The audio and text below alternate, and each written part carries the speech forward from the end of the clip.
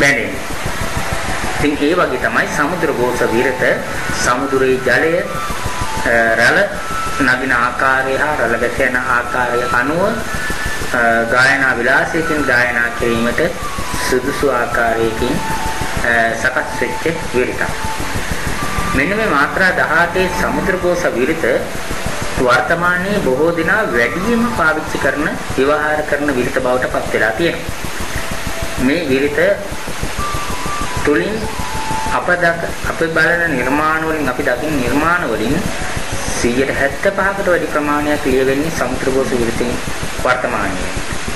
අනෙක් කර්ම නම් අපි සාමාන්‍යයෙන් ගත්තොත් හිතවන කවිමඩුවකදී වුවත් වැඩි තුරම් භාවිතා වන්නේ මේ සමුද්‍ර ഘോഷ විරතයි.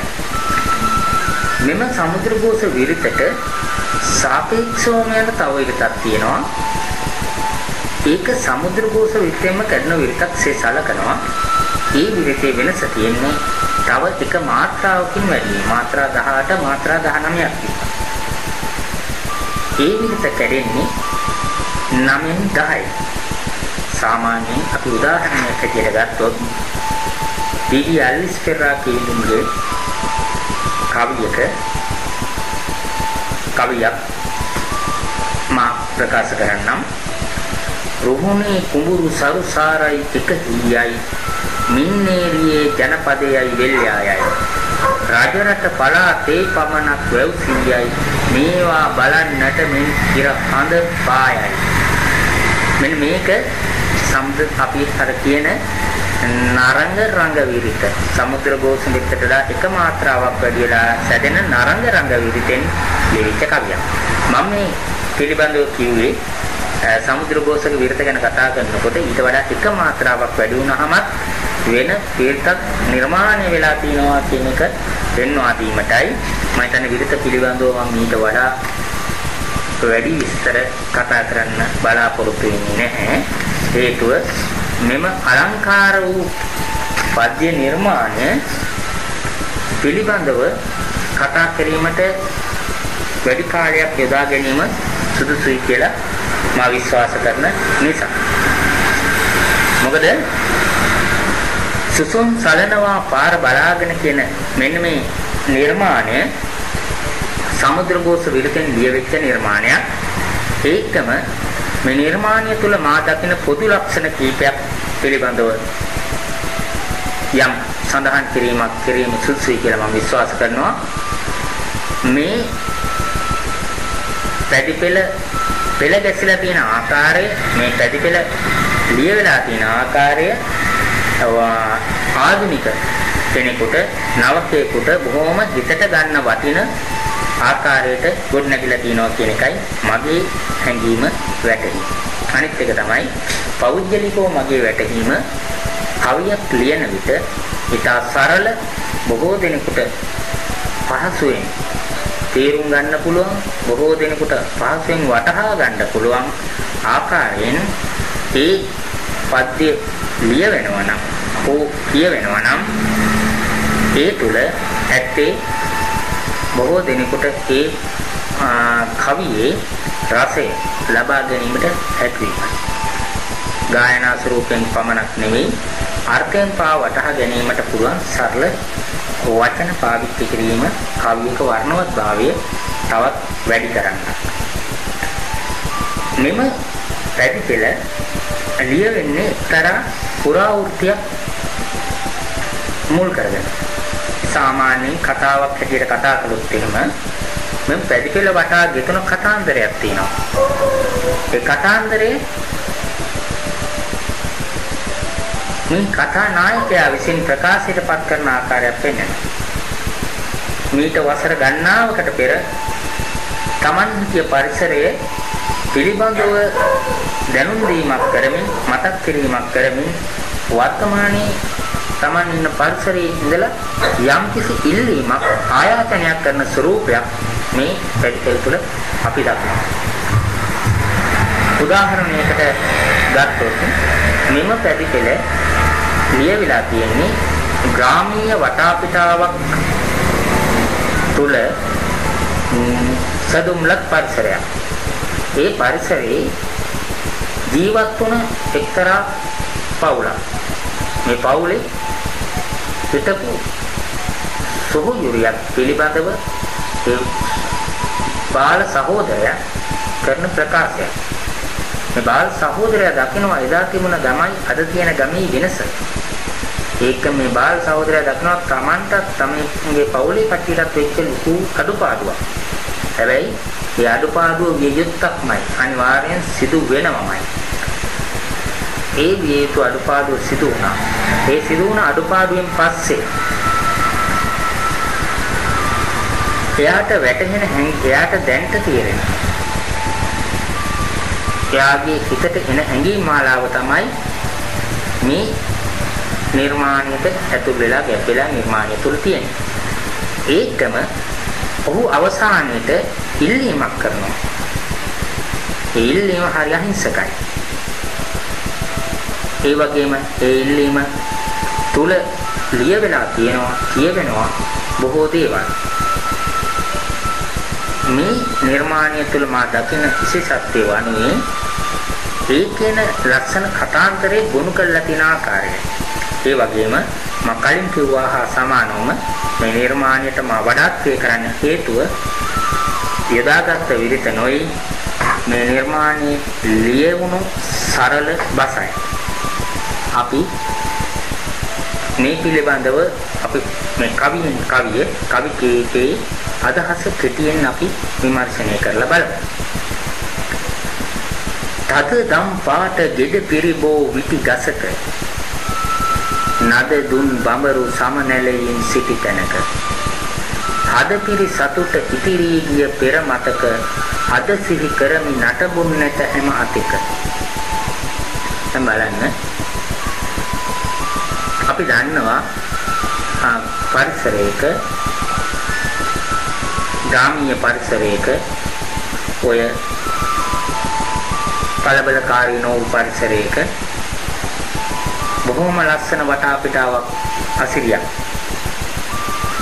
මේ කවියා දකිනවා තද දම්පාටින් යුක්ත වූ ගෙඩි පිරිච්ච බෝවිතිය ගහක්. ඒ බෝවිතිය ගහේ කොහොමද ගෙඩි තද දම්පාටයි කියන්නේ බෝවිතිය ගෙඩිය හොඳට ඉදලා අර පියලි දෙපැත්තට ගැලවෙලා ඉස්මතු වෙලා පේන මොහොත. මේ මොහොතේදී මේකට එනවා කුරුල්ලෝ එනවා, ඒ වගේම රොන් ගන්න බඹරුන්, ඒ වගේම සමනලු එනවා. මේක මේ බොහොම ලස්සන මාස්කාන්ත දර්ශනයක්. අපේ හිතේ ඇඳෙන්නේ.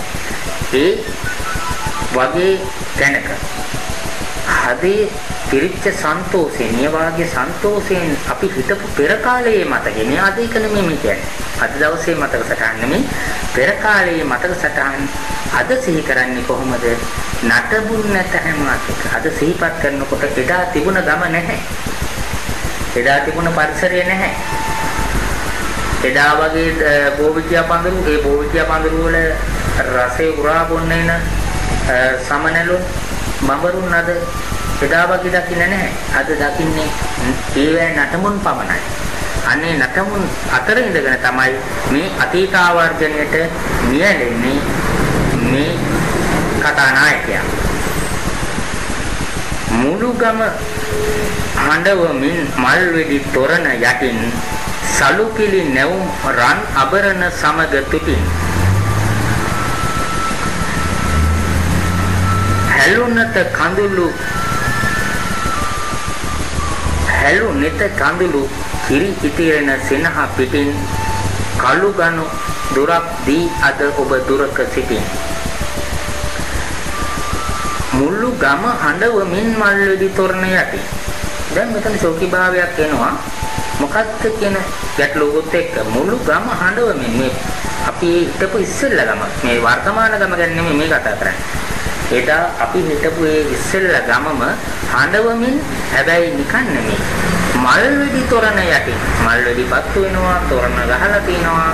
මේ බොහොම වාස්කාන්ත දර්ශනයක් යටින් මුළු ගම හඬවමින් සලුපිලි නැවුම් රන් ආභරණ සමග තුටින්. නැවුම් සලුපිලියන් දලා රන් ආභරණයෙන් සැරසීලා, ඒ වගේම දුකෙන් නෙමෙයි සතුටින් හතන ගමම හැඬුවට ඒ ඇති වෙච්ච සුන්දර සතුටකුත් සමගි හැලුනිත කඳුළු කිරි ඉතිරෙන සිනහ පිටි.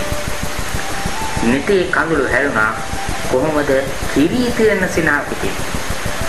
හොඳ කිරි ඉතිරෙනවා කියන්නේ හොඳ සුබ ලකුණක්. අපි කිරි ඉතුරවනවා කියන්නේ කොහොම සුබ ලකුණක්.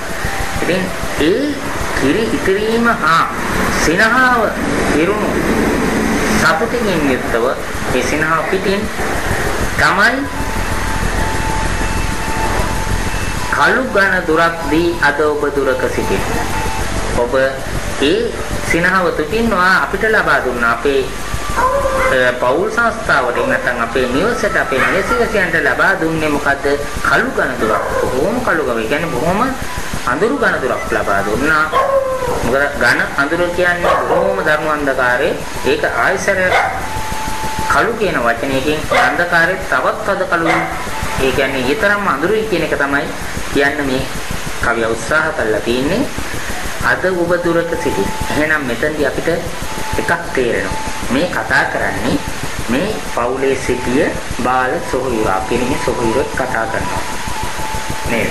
ඒ සොහොයුරා කතා කරලා කියනවා මේ සොහොයුරාගේ හිටිය වැඩිමහල් සොයුරිය තමයි මේ ගමෙන් එදා මේ වැඩිමහල් සොයුරිය ගමේ හිටිය පරිසරය මෙතනින් කියවෙනවනේ. මුළු ගමක් අඬවන්නේ වා ගමෙන් එයා විවාහ වෙනවට දුකෙන් නෙමෙයි. මෙයා ගමෙන් යනවට විවාහ වුණාට පස්සේ අනිවාර්යයෙන්ම ස්වාම පුරුෂයාගේ සෙවණට යා යුතුමයි. එහෙමනම් ඒ අනිවාර්ය හේතුවට එයාට මුහුණ දෙන්න සිද්ධ වෙනවා. ඒ අනිවාර්ය හේතුවට මුහුණ දෙද්දී මේ ගමේ හැමෝම එක්කම කුළුපදව කාසමගත් කුළුපදව හිටිය කෙනෙක් තමයි මේ මනමාලිය. ඒ වගේම මේ නිවසේ අයටත් ආවරණයක් වෙච්ච කෙනෙක් තමයි මේ මනමාලිය. අන්න ඒ ගියපු ගමන මේ නිවසට කඩු ගණ අඳුරක් වුණා. එහෙම වෙලා ඔබ බොහෝ දුරකට ගිහිල්ලා දැන් ඉන්නවා.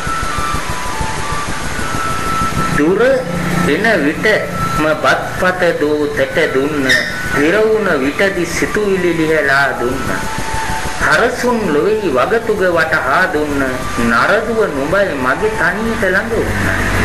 දැන් බලන්න මෙන්න මේ සහෝදරයා කියන එක මෙතනින් වඩා ඉස්මතු වෙලා පේනවා. මෙයා සෙල්ලම් කළා හෝ කොහේ ගිහිල්ලා හෝ වැඩකවල ගෙදලා හෝ වෙනවා දැක්කාම දුර එන විටම බත්පත දෝතට දුන්න. දැන් මේනවා අන්න මල්ලිය එනවා. එන්නේ දැන් දඟලලා දුවලා පැනලා කැලේ නටලා කට්ටිය එක්ක සෙල්ලම් කරලා එන්නේ බොහොම වෙහෙසිලා. එහෙනම් මේ දැන් ඉන්නේ බඩගින්නේ. මොනවා හරි කන්න හොයාගෙන තමයි ගෙට කොට වෙන්නේ. එහෙමනේ අපි පොඩි කාලේ සෙල්ලම් කරලා දඟලලා එනකොට. ඉතින් ඒ එන බව වටහාව ගත්ත මේ අක්කා එයා ගෙට ගොඩ වෙනකොටත් එක්කම බත් පිඟාන බෙදලා ඔක්කොම කරලා හරි ගස්සලා දෝතට ගෙනත් දෙනවා. හිර වුණ විට දිසිතුවිලි ඉහලා දුන්නා. ඒ වගේම මොනවා හරි ප්‍රශ්නයක් ගැටලුවක් පැන නැගුණ විට Tamanට මොනම ආකාරයක ගැටලුවක් ආවත් ඒ අවස්ථාවේදී ඉදිරිපත් වෙලා අර තීන ප්‍රශ්න ගැටලු විසඳලා දෙන්න මුල්ුණෙත් කවුද? මේ අක්කා. හරසුන් ලෝහි වගතුග වටහා දුන්නේ. එහෙනම් මේක තව දෙයක් කරලා තින ගුරුවරියක් වෙලා තිනවා. මොකද්ද මේ ලෝකේ හරසුන් ලෝහි? තේරුමක් නැති. හරවත් භාවයක් නැති. ලෝකේ ඒ පැත්ත පිළිබඳව මේ සහෝදරයාට තේරුම් කළ වටහාලා දුන්. නරදුව නුඹයි මගේ තනියට ළඟ. නරදුව මිනිස් දුව. නුඹයි කවුද මගේ තනියට ළඟ හිටපු මගේ තනියට ළඟ හිටපු නරදුව තමයි මේ සහෝදරය. ඒකයි මේ මල්ලිට මෙච්චර තනිකමක් දැන්. ඒකයි මේ මල්ලිට මෙච්චර දේවල් කියන්නේ. මෙයාගේ හිතේ ඇති වෙන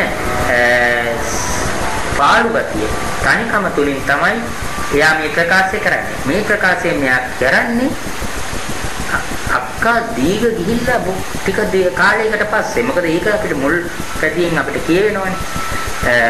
එදා තිබුණ පරිසරයේ අද සිහිපත් කරන්නේ නටබුන් ගොඩක් මැද ඉඳගෙන කියලා. ඉතින් ඒ විදිහටම අන්තිමට මේ මල්ලි ආරාධනයක් කරනවා ආයාචනයක් කරනවා. අද රජිනියයි පෙර අද ඈ දිරා ගිහින් නුගරුක කොළ හැලි අතු ඉති කැඩි ගිහින් වදමයි මව්පියන් නුඹ ගැන දොඩනු සිහින් මග බලනවා අක්කේ විත් කඳුළු කිහින්. මෙන්න මේ තනි කවිය තුල මෙන්න මේ